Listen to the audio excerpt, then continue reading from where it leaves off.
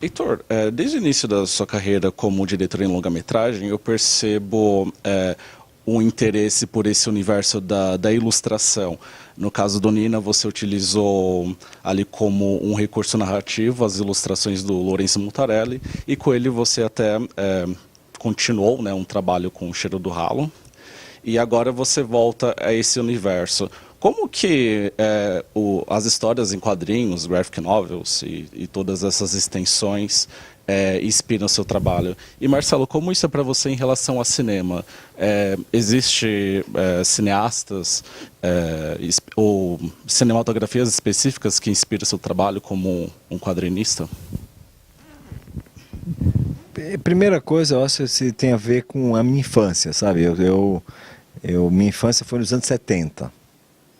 Então foi um boom, assim, eu acho, assim, dos quadrinhos, tá? Toda essa cultura que a gente tem hoje da Marvel, dos quadrinhos, dos super-heróis, assim, tipo, começaram acho que nos anos 50 e no Brasil chegaram com mais força nos anos 70. Então eu tive uma cultura inteira, passei a infância inteira consumindo, consumidor ávido de história em quadrinhos, de comprar toda semana na banca.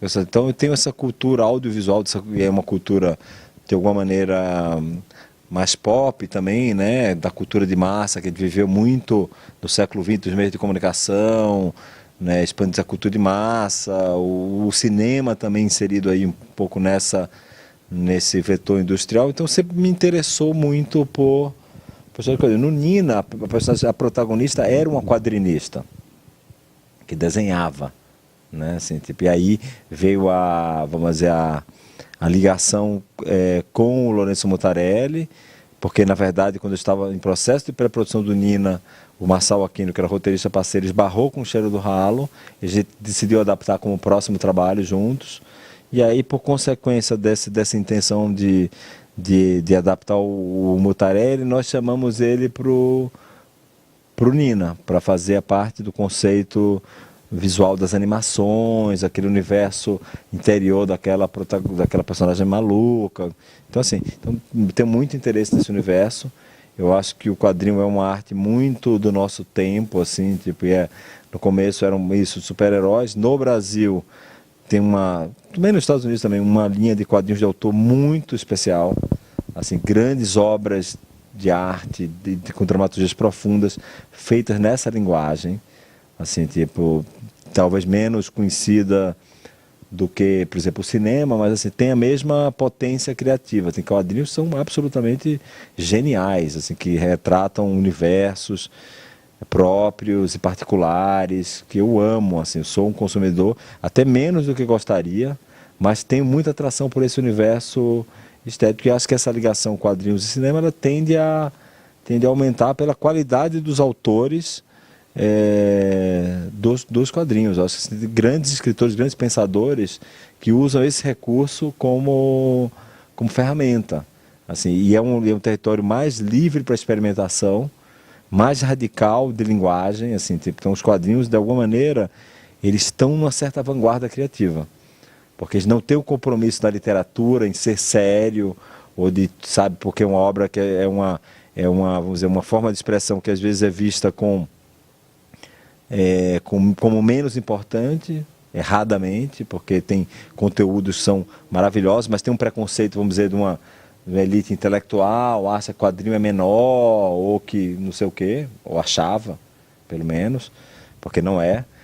E ao mesmo tempo, como eu tenho um reflexo dessa cultura pop, assim, tipo, que bebe muito do cinema, bebe muito de outros lugares, eu acho que nos quadrinhos você tem uma vanguarda criativa assim, absurda. E o Brasil tem uma das melhores produções de quadrinhos do mundo. A gente hoje talvez seja uma das formas de expressão brasileira com mais premiação e com mais força fora do que todas as outras, mais do que o cinema. Assim, então tem grandes autores, é uma safra maravilhosa, muita gente sendo exportado, como Marcelo, por exemplo, que não foi exportado, né? Ele se exportou, né? Mora em Barcelona há 17 anos, premiadíssimo em vários festivais no mundo, mas você tem dezenas de outros quadrinistas que trabalham fora, que trabalham na indústria americana, na Marvel, sabe, que desenham super-heróis, você tem vários autores, e também nessa indústria autoral também. Então, assim, acho que é uma forma de expressão brasileira muito rica, né? Não só brasileira, mas no mundo inteiro, onde você tem uma primazia da experiência de linguagem, tanto nos conteúdos narrativos e dramados, quanto na linguagem propriamente em si, que eu acho que o quadrinho favorece essa experimentação pela página, como você vai decupar, como você vai construir, como você vai fragmentar essa narrativa. Então, é um território muito fértil para a criação e tem muitos gênios, na verdade, e é muito fácil de ver, assim, isso, assim. Bom, no meu caso, em relação ao cinema, sim, existem muitos diretores que me marcaram muito. Eu sou muito inclinado aos trabalhos, aos filmes que retratem uma realidade muito clara, muito objetiva. Eu sou muito influenciado pelo neorrealismo italiano, mas também pelo free cinema, por diretores como Tony Richardson, por exemplo. Ou na Espanha, mais recentemente, desde que eu me mudei, descobri a obra de Luis García Berlanga. Eu sou realmente apaixonado por esses diretores. No caso da Nouvelle Vague também, obviamente, tudo aquilo que retrate o ser humano de uma maneira muito honesta e muito, eu deveria dizer, no caso do neorrealismo, muito mais crua. Me interessa muito. Eu li alguns comentários de alguns leitores do Tungstênio na internet e alguns já até apontaram que não teria como a adaptação dar errado, no sentido de que ele já é praticamente um roteiro pronto. E eu tive acesso à sua HQ e eu percebo que de fato é uma adaptação muito fiel em relação a como a narrativa é organizada, como os personagens são apresentados e tudo mais. Dentro disso, qual é o desafio de lidar com um filme que, digamos, já tem um roteiro, um storyboard?